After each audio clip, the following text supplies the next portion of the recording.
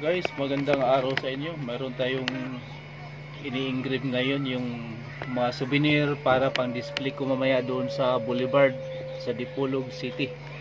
Nagawa po ako ng ballpen, saka yung rep magnet, at saka yung back scratcher guys. Nag-engrave na lang ako ngayon. Yan.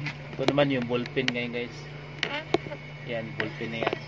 Kasi yung back scratcher tapos na. Tsaka yung rep magnet.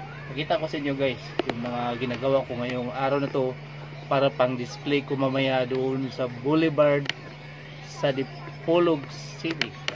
Tingnan nyo. Yan guys, nag-engrave tayo ng ballpen. Yan. Yan yung ballpen. Laging humahataw yung ano ko ngayon. Autumn stock A5 Pro. Tapos ito yung mga gawa na guys. Yan. Naka-ready na yan. Yan. Yan yung mga ballpen natin guys. Yan. Ito naman yung rep magnet. Yan, rep magnet yan.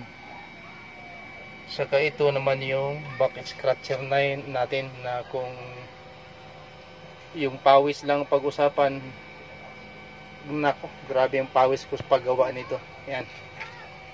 Okay na yan guys. Ready na yan. Ito madali lang yan. Saka ito nabibili naman natin yan eh. Ito ang ginagawa natin. Mano-mano at saka to. Yan. Okay guys, thank you very much. Pagsunod sa yung aking video.